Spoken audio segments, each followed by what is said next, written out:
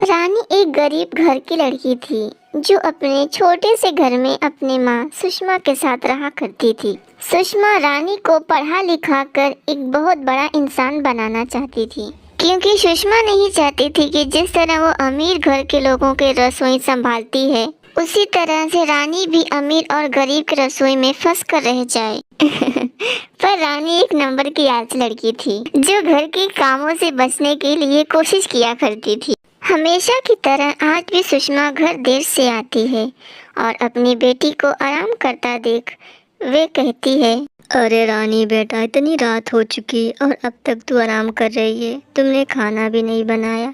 अरे बेटा, कम से कम खाना तो बना लेती। माँ, मैं पढ़ाई कर रही थी और पढ़ाई करते करते पता ही नहीं चला कब इतनी रात हो गई। बस अभी किताब को साइड में रखा और तब तक आप आ गई। अच्छा, अगर पढ़ाई कर रही थी तो कोई बात नहीं। अच्छा, तू बहुत थक गई होगी ना, तो थोड़ी देर बैठ, मैं फटाफट खाना बना लाती हूँ। इस तरह सुषमा खुद खाना बनाने लगती है। अपनी माँ को मिट्टी के चूल्हे पर खाना बनाता देख रानी को अच्छा नहीं लगता। माँ, तुम एक स्टोव क्यों नहीं ले लेती? मिट्टी के चूल्हे पर खाना बनाते हुए तुम्हारी आंखें कितनी जलती हैं। और तो और खाना बनाते समय भी कई बार तुम्हारे हाथ जल जाते हैं माँ।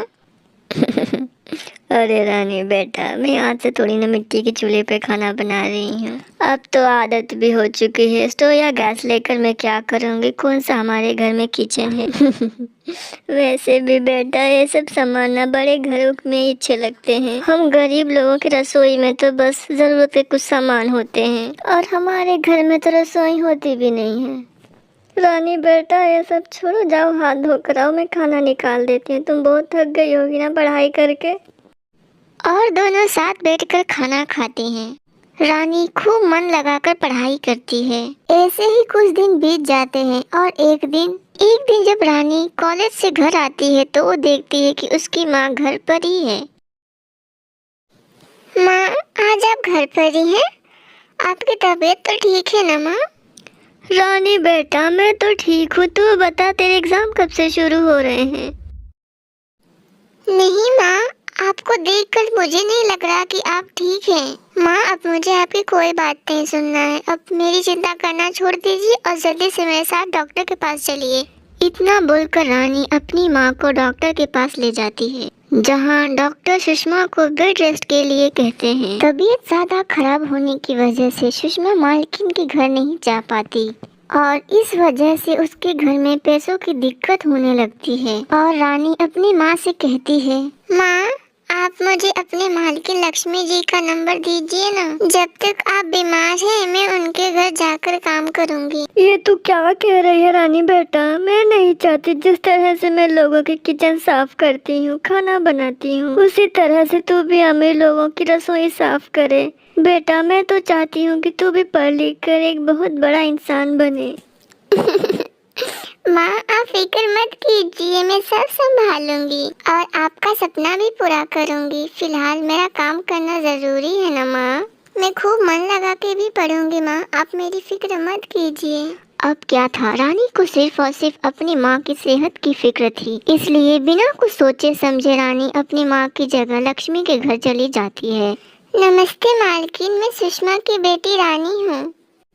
दरअसल कुछ दिनों से माँ की तबीयत खराब है और डॉक्टर ने उन्हें आराम करने के लिए कहा है। जब तक वो ठीक नहीं हो जाती तब तक आपके घर की रसोई में संभालूंगी।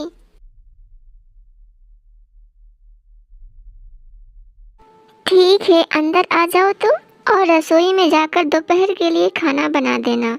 घर में कुछ मेहमान आने वाले हैं। अब लक्ष्मी रानी को रसोई का रास्ता बता देती है, लेकिन ये क्या, जब रानी रसोई में जाती है तो लक्ष्मी का मॉडर्न किचन देखकर उसकी आंखें फटी की फटी रह जाती हैं। वो खुद से कहती है, बाप रे, मालकिन की रसोई कितनी सुंदर और बड़ी है। ऐसी रसोई तो मैंने सिर्फ टीवी और किताबों में देखी थी। मालकिन की रसोई इतनी बड़ी है जितना कि मेरा घर भी नहीं है।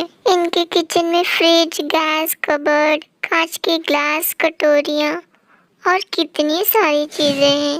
और हम कितने गरीब हैं, रसोई में सिर्फ जरूरत की चीजें और मिट्टी का चूल्हा। अब मैं खूब मन लगा के पढ़ूंगी और एक घर बनवाऊंगी और ऐसा ही एक बड़ा किचन बनवाऊंगी। रानी खड़ी होकर ये सब सोच ही रही थी कि तभी वहाँ लक्ष्मी आ जाती है और रानी से कहती है, अरे रानी बेटा, रसोई को देखती रहोगी, आप काम भी शुरू करोगी। वैसे मैं कहने आई थी कि वो जो मेहमान आने वाले थे ना, वो अब नहीं आएंगे, तो ज़्यादा खाना मत बनाना। और सबसे पहले बाबूजी के लिए करेले का जूस और मेरे लिए एक कप चाय बना देना। जी मालकिन, अभी कर देती हूँ। इस तरह रानी अपने काम में लग जाती है। लेकिन आज से पहले रानी कभी मिक्सी नहीं चलाई थी। वो नहीं जानती थी कि करेले का जूस कैसे बनेगा। हालांकि रानी चाय बनाकर लक्ष्मी को दे देती है, पर बेचारी करेले का जूस नहीं बना पाती और डरते हुए अपनी मालकिन से कहती है, मालकिन, मुझे खाना बनाना आता है। मेरे घर की रसोई आपके घर की रसोई से बहुत अलग है। मैंने आज से पहले कभी मिक्सर और बाकी चीजें नहीं चलाई हैं और इसलिए मैं नहीं जानती कि मिक्सी में करेले का जूस कैसे बनेगा। आप एक बार मुझे सिखा दीजिए, फिर कभी आपको शिकायत का मौका नहीं दूंगी मालकिन जी। ओहो रानी बेटा, अगर ऐसी बात थी तो पहले बोल देती।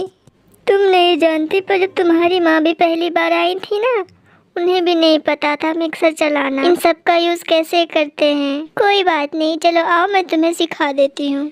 वैसे लक्ष्मी काफी अमीर थी। अमीर होने के बाद भी उसका स्वभाव काफी अच्छा था। लक्ष्मी के अंदर अमीर होने का जरा भी घमंड नहीं था। अब वो रानी को रसोई में रखी सारी चीजों के बारे में बताती है। रानी अपनी माँ की जगह पूरा काम किया करती थी।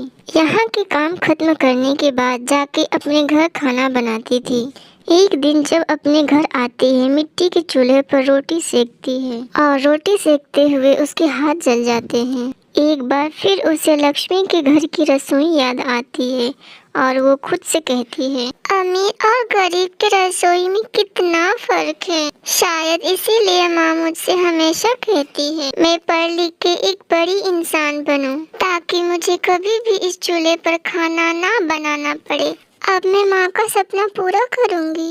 अब क्या था, जो रानी अपने घर के कामों में आलस दिखाती थी, अपने माँ से अक्सर झूठ कह दिया करती थी, अब वही रानी खूब मन लगा के पढ़ाई करती है और आखिरकार एक दिन अपनी माँ का सपना पूरा करती है। और अब जब सुषमा अपने नए घर में अपने रसोई को देखती है तो उसकी आँख खुली की खुली रह जाती है और रानी अपनी माँ से कहती है, ये देखो माँ, अमीरों की रसोई।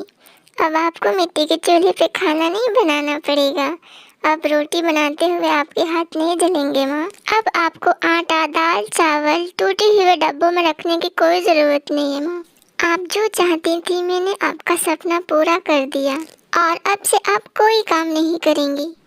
ये सब देख के सुषमा की आंखें भर जाती है और भरे भी क्यों ना, ये आंसू आखिर खुशी के आंसू जो थे।